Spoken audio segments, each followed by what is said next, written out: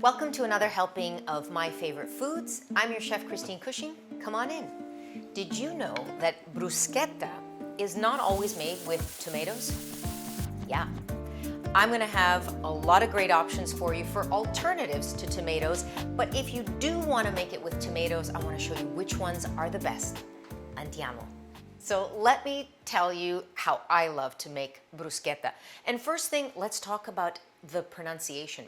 Bruschetta, not bruschetta, please. I mean, Italians from all over the world will be really sending you bad vibes.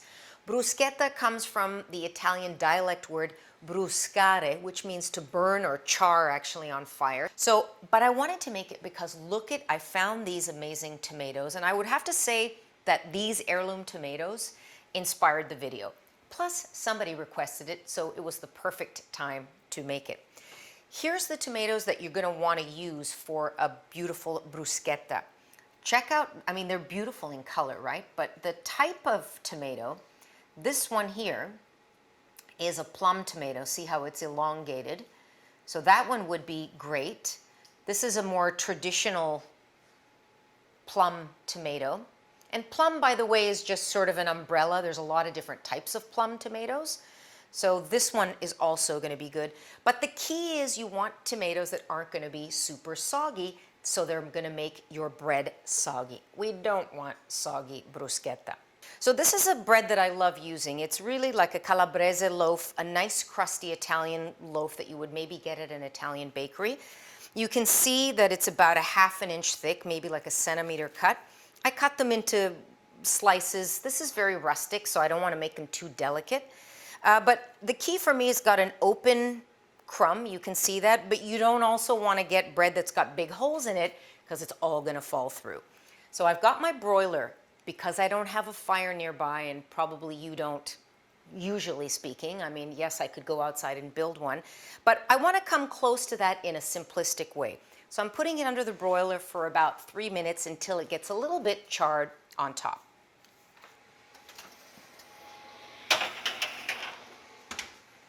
Now, your job during this video is to have fun, of course, be inspired, but also do not let me over bruscare this bread. I cannot burn it, right? Because we want to have good bruschetta. So while that's in the oven, let's do some tomato chopping.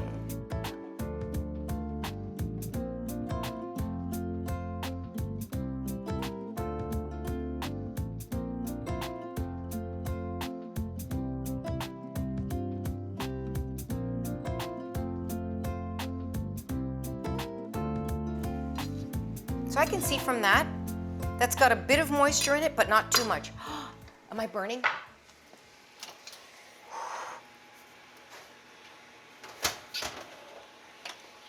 Remember I told you your job was to make me not burn them. I just caught them in time. Look at that.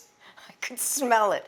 So bruscare, right? It's a little bit charred. That's good. I'm going to flip them again on the other side just for about 2 minutes. Remind me, I can't burn them. That's why it's great to cook with all your senses, because I literally smelled that bread burning, almost burning.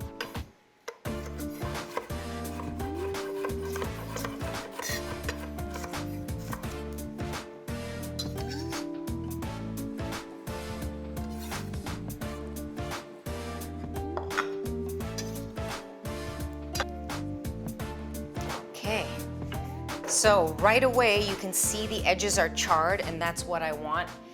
No matter what you're doing at this point, you got to stop it and get to this task right here.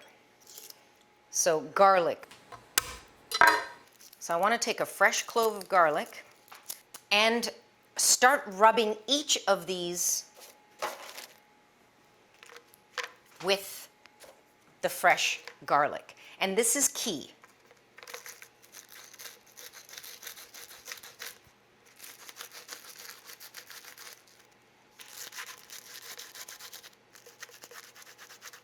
Oh, warm garlic bread basically is what this is.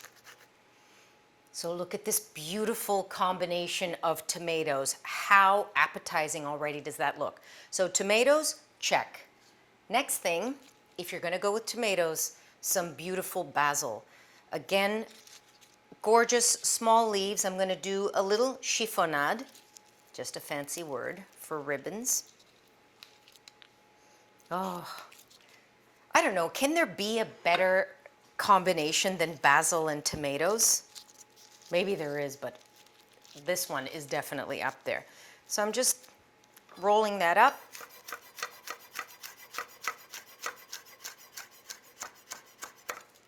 Little basil.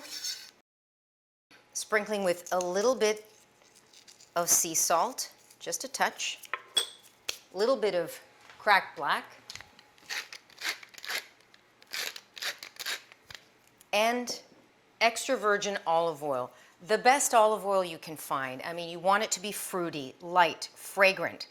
None of this, you know, olive oil that you wouldn't even, I don't know, shine your shoes with, because you need to have that beautiful fragrance.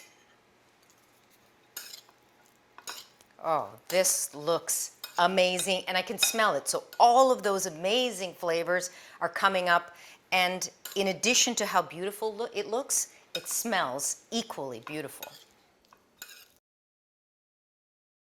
Now you can see here, there's not a lot of liquid in this bowl. That's the key. So that touch of salt that I added is going to start to release some of the liquid from the tomatoes. So really I want to maybe leave this for 10 or 15 minutes, not longer than that. But if I'm going to assemble it later, I can leave it longer, but don't put it in the fridge. Tomatoes should not be in the fridge. That firms them up and it actually diminishes their flavor. That's an aside. So exciting. Let's assemble some of these, right?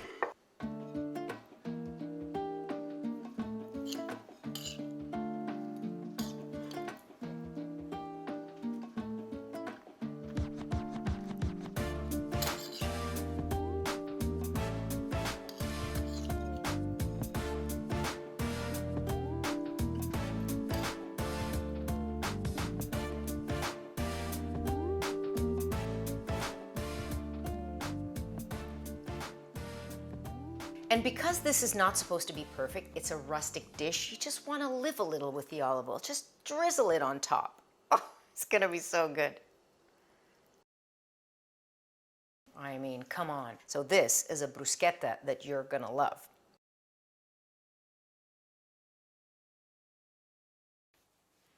Tasting time.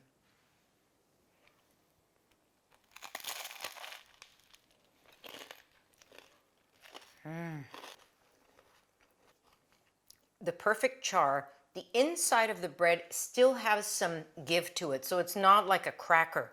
The tomato and the basil, and then all you smell is the beautiful aroma of that amazing extra virgin olive oil. I mean, this is what bruschetta is supposed to be like. But remember at the beginning I said, do you think that it's always made with tomatoes? And it isn't, because in Italy, things are so local that, let's say you're in Tuscany, they could even have it with cannellini beans, like soft cannellini beans and garlic. Or if you go to Rome or Naples, maybe mozzarella. So there's all kinds of options. So I want to show you a few other things you can make bruschetta with. Alternative number one, burrata. Okay, that's basically mozzarella with cream in the center. Hello. So a little bit of fresh burrata.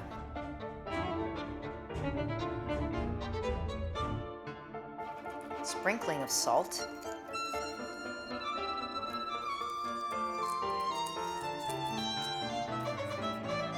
Some extra virgin olive oil.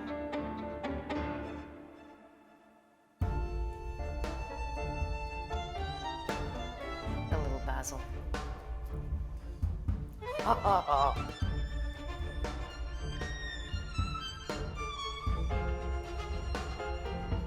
Alternative number two, mushrooms.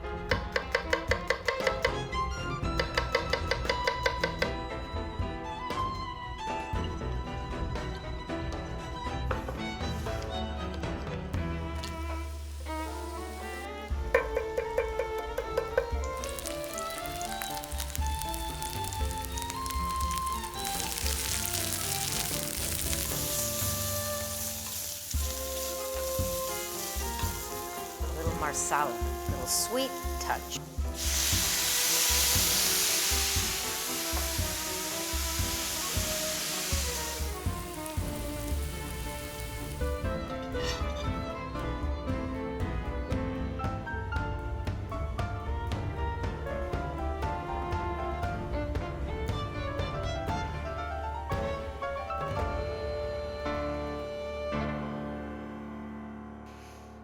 Come on, it's really hard to pick a favorite. I've given you 3 ways to make bruschetta: the classic tomato, and then 2 others. I mean, the burrata, the creaminess, the olive oil drizzled on top, a little bit of sea salt, and then the earthy mushrooms with the marsala, a little bit of sweet. I don't know. How can you pick? You're going to have to try them all. Thank you for joining me on another helping of my favorite foods. Please share, like, subscribe. Let me know which one is your favorite. See you next time.